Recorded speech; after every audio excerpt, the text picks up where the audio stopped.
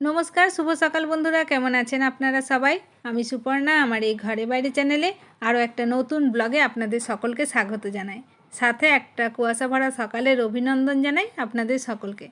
আর দূরে আকাশে সূর্য মামা উঁকি দিচ্ছেন, মনে হচ্ছে আজকে সূর্য মামার দেখা যাবে। দুদিন ধরে তো সূর্য মামার দেখাই ছিল না, বৃষ্টি বৃষ্টি ওয়েদার। কালকেও বৃষ্টি হয়েছে, পরশুদিন বিকেলেও বৃষ্টি হয়েছে, যদিও কালকে বিকেলে বৃষ্টি হয়নি। তো যাই হোক, আজকে রোদ্দুরটা বেশ ভালোই উঠেছে। আর যেহেতু বাইরে ঘুরতে গেছিলাম, অনেক জামা কাপড় হয়েছিল, সেগুলো সব ধুয়ে রেখেছি। আজকে সব রোদ্দুরে দিতে হবে। জামা কাপড়গুলো রোদ্দুরে দিয়ে এদিকে রান্নাটাও শুরু করে দিয়েছি, কারণ আজকে রবিবার, মেয়ের টিউশন আছে, সকাল সকাল রান্নাটা করতে হবে। তো কালো জিরে কাঁচা লঙ্কা ফোড়ন দিয়ে একটুখানি আলু পেঁয়াজের তরকারি বানাচ্ছি। আর সাথে হবে গরম গরম লুচি, কারণ ওয়েদারটা ভালো আছে। আর তার মধ্যে আজকে হলো রবিবার, লুচি তো বানাতেই হবে। তো আটা মাখা হয়ে গেছে, গরম গরম ওদেরকে এবার লুচিগুলো ভেজে দিই। আর এই লুচি ঠান্ডা হয়ে গেলে তো একদমই খেতে ভালো লাগে না, আমার জন্য পরে ভাজবো, ওদেরকে খাবারটা দিয়ে দিই। আর লুচি জিনিসটা এমনই, দেখলেই যেন মনে হয় অনেক খাবো, কিন্তু খাবার পর আর যেন বেশি খেতে ইচ্ছে করে না। যাই হোক, ছোটো থেকে বড় সকলেরই এই লুচি প্রিয়। সানডেতে তো সবার বাড়িতে এই লুচি হতেই থাকে। তো ওদেরকে খাবারটা দিয়ে দিলাম। এবার আমি আমার কাজগুলো গুছিয়ে নিই। বিছনাটা পড়েছিল, ওদেরকে খাবারটা দিয়ে এই যে বিছনাটা গুছিয়ে নিচ্ছি। তারপরে স্নান করে পুজো করে বাকি রান্না সারবো। এই শীতকালের বিছনায় খাটে রাখলে খাটে যেন আর জায়গা থাকে না। লেপ কম্বল রাখতে গিয়ে অনেকটাই জায়গা লেগে যায়। শুধু লেপ কম্বল নয়, শীতকালের পোশাক রাখতেও অনেক জায়গা না লাগে, যেহেতু ভারী ভারী পোশাক হয় সেই কারণে। আর এদিকে এই বেডরুমের জানালাটা দিয়ে আমাদের সকাল সকাল রোদ্দুরটা বেশ ভালো আসে। তো জানালার মধ্যেই আমি বালিশ কম্বলগুলো দিয়ে দিই। আর লেপটা আমি বারান্দায় দিই, কিন্তু আজকে যেহেতু বারান্দায় জামা কাপড়গুলো দিয়েছি, আজকে তো আর লেপটা দেওয়া যাবে না। দিলে ভালো হতো, কারণ যেহেতু দুদিন রোদ্দুর ওঠেনি, পুরো বিছনা একেবারে ঠান্ডা বরফ হয়ে আছে। রোদ্দুরে দিলে একটু বেশ গরম হতো, ভালো লাগতো। তো যাই হোক, কালকে লেপটা দেবো। বালিশগুলো আজকে জানালার মধ্যেই দিয়ে দিলাম। আর এই লেপটা এত ভারী, গোছাতে গিয়ে আমার অবস্থা খারাপ হয়ে যায়। অন্য দিন ওই গুছিয়ে দিয়ে যায়, কিন্তু আজকে যেহেতু মেয়েকে নিয়ে টিউশন যাবে, একটু তাড়া আছে, সে কারণে বললাম আজকে থাক, আমিই গুছিয়ে নেব। আর এই ঠান্ডার মধ্যে স্নান করতে ইচ্ছে করছে না, কিন্তু সারাদিনে তো একবার স্নান করতেই হবে। তো স্নান সেরে আবার পরে ফিরে আসছি। স্নান করে সোয়েটারটা পরে নিয়েছি, যেহেতু দুদিন বৃষ্টি হয়েছে। আর আজকে বৃষ্টির পর রোদ্দুর উঠেছে বলে ঠান্ডাটা একটু সকাল সকাল লাগছে। আর তার মধ্যে আজকে একটু সকাল সকাল স্নান করেছি। ঘড়িতে কিন্তু এখন হয়েছে সবেমাত্র 9টা। আমার কিন্তু স্নান কমপ্লিট। এবার আমার লুচিগুলো ভেজে টিফিনটা করে নেব, তারপরে রান্নাবান্নাটা শুরু করব। তো খাবারটা খেয়ে নিই, খিদেও প্রচণ্ড পেয়েছে। কর্তামশাই তো একবার বাজার করে দিয়ে গেছে মেয়েকে টিউশনে দিয়ে। সেই বাজারগুলো সব ধুয়ে রাখতে হবে, আজকে অনেক কাজ আছে। রান্নাটা তো অনেকক্ষণ আগেই বসিয়ে দিয়েছিলাম, রান্না আমার প্রায় শেষের দিকে। এই রান্নাটা হলেই হয়ে যাবে। এটা হচ্ছে চচ্চড়ি। আর এই শীতকালে চচ্চড়ি খেতে কিন্তু বেশ ভালো লাগে। ফুলকপির ডাঁটা আনলে আমি ডাঁটাগুলোকে ফেলি না। অফ সিজনে ফুলকপি আনলে সেই ডাঁটাগুলো রান্নাই করা যায় না, কিন্তু এই শীতকালের ফুলকপি বাঁধাকপির কোনো কিছুই যেন ফেলানো যায় না, সব কিছুই কাজে লেগে যায়। বাঁধাকপির পাতা থাকলে সেগুলোকে রসুন দিয়ে বেটে নিই, তারপর কালো জিরে কাঁচা লঙ্কা দিয়ে ভেজে নিই, বেশ ভালো লাগে। আর এই ফুলকপি ডাঁটাগুলো দিয়ে সব সবজি দিয়ে চচ্চড়ি বানিয়ে নিই। আর আজকে বেশ টাটকা টাটকা সব সবজি এনেছে, যেমন শিম, বেগুন, কুমড়ো, মূলো, তো সব দিয়ে চচ্চড়ি বানিয়েছি। আর এই যে কয়েকটা সবজি ধুয়ে রাখা হয়েছে, যেগুলো দরকার হয়েছিল সামনেই ছিল, সেগুলো ধুয়ে রেখেছি। আর এখনও কিন্তু ব্যাগের মধ্যে কয়েকটা সবজি পড়ে আছে, যেগুলো এখনও ধোয়া হয়নি। তো ভাবলাম রান্নাটা সেরে নিই, তারপরে এগুলো ধোবো। তো চলুন একবার দেখিয়ে দিই কী রান্না হয়েছে। এই যে শাক বানিয়েছি, সর্ষে শাক এনেছিল। আর হয়েছে বিট ভাজা, বিট গাজর সাথে একটু বাদাম দিয়ে, আর ডাল।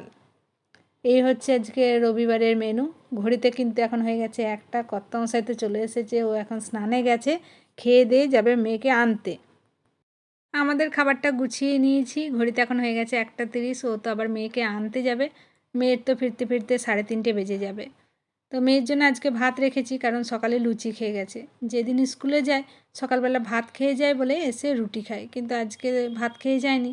ভাত তো একবার সারাদিনে খেতেই হবে, সে কারণে ভাত রেখেছি। তবে সব গরম করে দিতে হবে, কারণ তো সব পান্তা হয়ে যাবে ও যতক্ষণে আসবে। আর আমি যখন একা থাকি, কর্তামশাইয়ের সাথে খেতে চায় না, এত তাড়াহুড়ো করে খায় যে ওর খাওয়া হয়ে যায়, তখন আমার খাওয়া হয় না। আর মেয়ে থাকলে আমি আর মেয়ে শেষে উঠি। তো যাই হোক, এখন তাড়াহুড়ো করছে মেয়েকে আনতে যাবে বলে।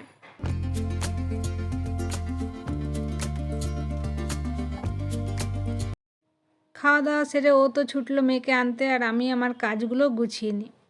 ভাবলাম টেবিলটা পরিষ্কার করে নিই। টেবিলটা পরিষ্কার করতে গিয়ে আমার যে এই কাণ্ডটা হবে সেটা আমি বুঝতে পারিনি। স্ট্যান্ডটা টেবিলের উপরে ছিল, এমন পড়লো স্ট্যান্ডটা পুরো ভেঙে গেল। এটা আমার সেকেন্ড নাম্বার স্ট্যান্ড, এটাও গেল। যাই হোক, স্ট্যান্ডের লাইটটাই গেছে। স্ট্যান্ডটা আমার এই যাত্রায় বেঁচে গেল। স্ট্যান্ডের মাথায় যে লাইটটা ছিল সেটা ভেঙে গেছে, স্ট্যান্ডটা আমার কিছু হয়নি। যাই হোক, স্ট্যান্ডটা দিয়ে আমার কাজ হয়, লাইটটা আমার কোনো কাজেই লাগে না। এদিকে ভাবলাম খাওয়া দাওয়া যখন হয়ে গেছে বাসনগুলো তাড়াতাড়ি করে ধুয়ে নিই, কারণ এই বাসনগুলো যদি আমি রেখে দিই তাহলে বিকেলবেলা আর ধুতে ইচ্ছা করবে না ঠান্ডায় ঠান্ডায়। তো বাসন টাসন ধুয়ে মনে হচ্ছে যেন কতক্ষণে গিয়ে একটু রোদ্দুরে বসবো, কারণ সকাল থেকে কাজ করে আজকে রোদ্দুরে বসাই হয়নি। আর তার মধ্যে তো ভাত খেয়েছি, যেহেতু ভাত খেয়ে ঠান্ডাটা একটু যেন বেশি লাগে। তো কাজ না কমপ্লিট হলে তো শান্তিতে বসাও যাবে না। আর এখন শোবো না, কারণ একবার লেপ মুড়ি দিয়ে শুলে আর উঠতে ইচ্ছে করবে না। মেয়ে আসবে, ওকে খেতে দিতে হবে, তো একেবারেই শোবো, তাহলে নিশ্চিন্তে একটু শোয়া হবে। আর এখন শোবই বা কি, শুতে শুতে তো 4টে বেজে যাবে, 5টা না বাজতে বাজতে সন্ধে হয়ে যাবে, শুয়েও যেন শান্তি নেই।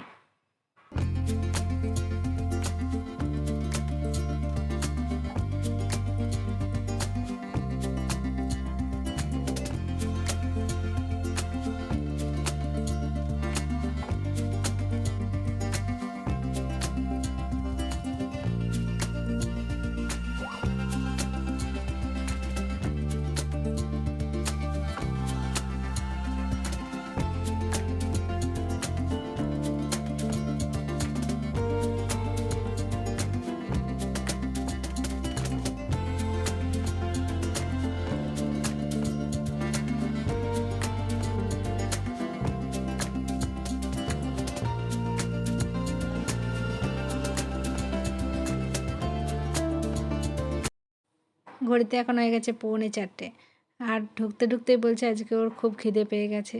আর পাবে নাই বা কেন, সেই সকালে খেয়ে গেছে। টিফিন দিলে টিফিন খাবে না, ওর নাকি রাস্তায় খেতে লজ্জা লাগে। তো কি করব? আজকে ডিনারে হচ্ছে গরম গরম চানা মশলা, মেয়ের প্রিয়। মেয়ে মটরের ঘুগনিটা থেকেই চানা মশলা খেতেই বেশি পছন্দ করে। যাই হোক, প্রত্যেক দিন একটু ঘুরি ফিরি রান্না করতে হয়। তো চানা মশলার চানাটা তো আমার সেদ্ধ করে রাখা আছে, মশলাটা ভালো করে কষিয়ে নিলে এই চানা মশলা রেডি। তারপরে রুটিগুলো বানাবো, এখনও যদিও আটা মাখা হয়নি। তবে ঘড়িতে এখন হয়েছে সবে মাত্র 9টা। আজকে ডিনারটা একটু তাড়াতাড়ি বানাচ্ছি, কারণ সন্ধেবেলা আমাদের কারোরই সেইভাবে টিফিন করা হয়নি। আমরা তো চা বিস্কিট খেয়ে আছি, আর মেয়ে অনেক অবেলায় ভাত খেয়েছিল বলে ও বললো আমার খিদে পায়নি। তো ভাবলাম ডিনারটা একেবারে তাড়াতাড়ি বানিয়ে তাড়াতাড়ি করে সেরে নেব। এদিকে রুটিগুলো তাড়াতাড়ি করে সেঁকে নিচ্ছি। আর আজকের মতো ব্লগটা আমি এই পর্যন্তই রাখছি। আজকের এই ভিডিওটা আপনাদের কেমন লাগলো কমেন্টে জানাবেন। ভালো লেগে থাকলে একটা লাইক করবেন, আর আমার নতুন বন্ধুরা চ্যানেলটাকে সাবস্ক্রাইব করে দিয়ে আমার পাশে থাকবেন। আর আমার সাথে এতক্ষণ থাকার জন্য অনেক অনেক ধন্যবাদ। আবার খুব শীঘ্রই ফিরে আসবো নতুন একটা ব্লগ নিয়ে। আপনারা সবাই সুস্থ থাকুন, ভালো থাকুন, সাবধানে থাকুন। দেখা হবে খুব শীঘ্রই পরের একটা ব্লগে। বাই।